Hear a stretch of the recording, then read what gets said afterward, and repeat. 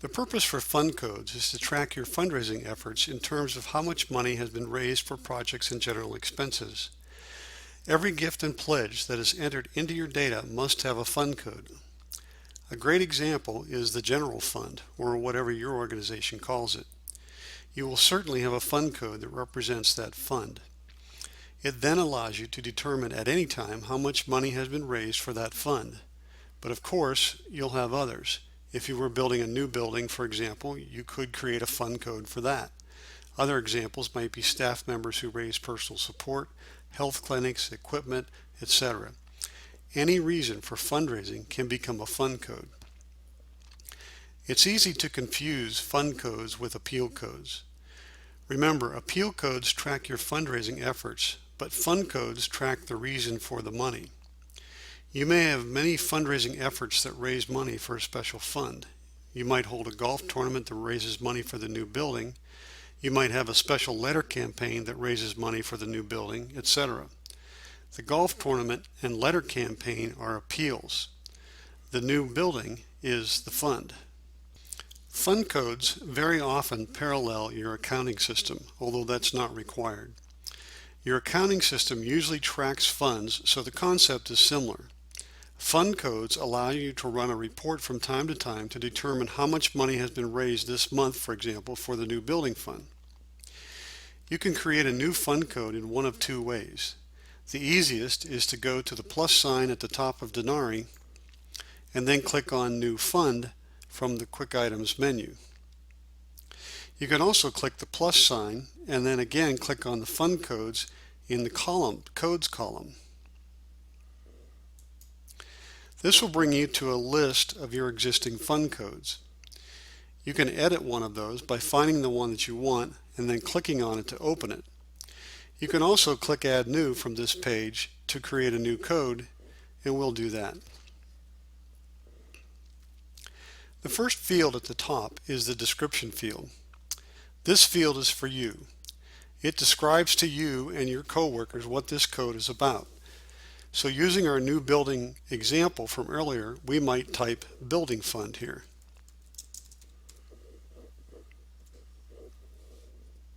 Across from that, we find the code field. This field is the identifier for Denari. It tells Denari that this fund is different from any other, so it must be unique. You can't have two fund codes the same.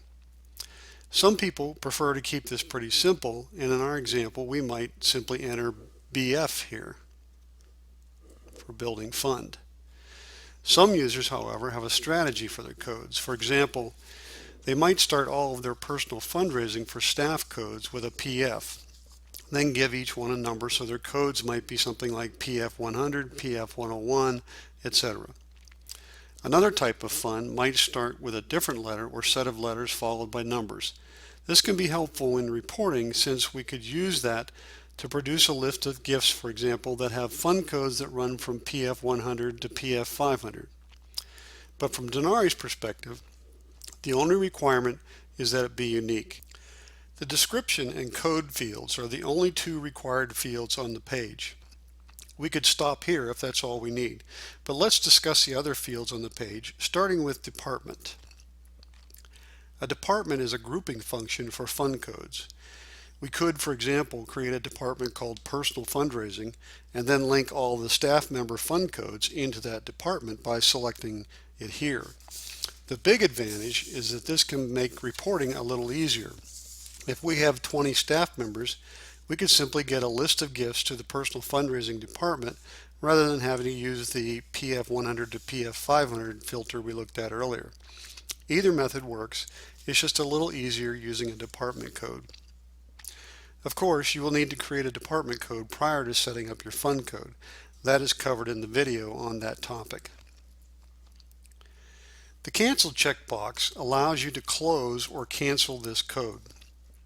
Checking the box means it is closed. This prevents someone from linking a gift to this code by mistake.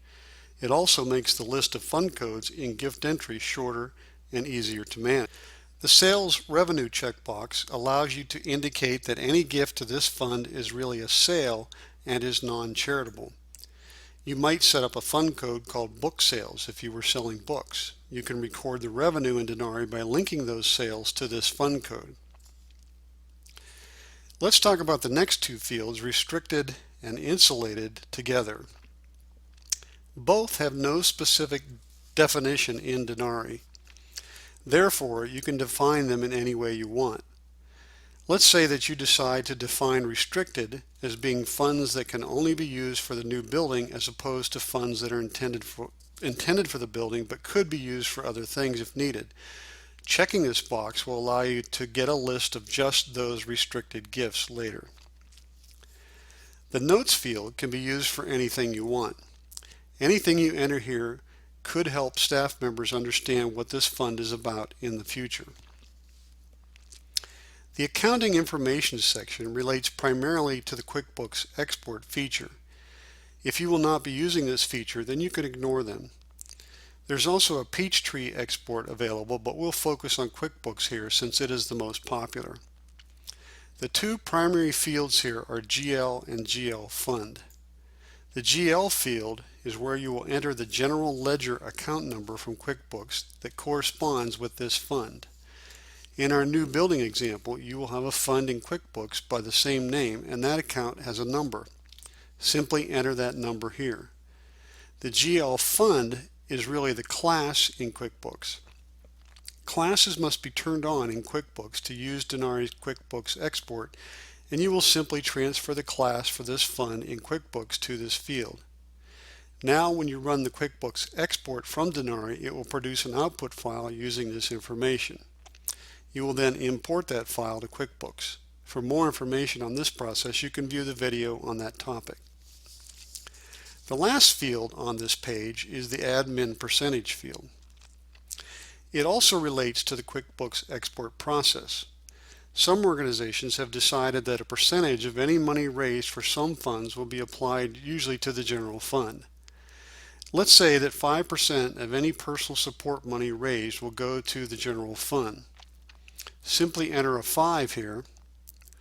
And during the QuickBooks export process, you will enter the account number and class where that 5% will be deposited in QuickBooks. Denari will then do the math and produce an output file with those amounts, and it will then be imported in QuickBooks in that way. If you don't need this admin percentage field, you can simply leave it blank.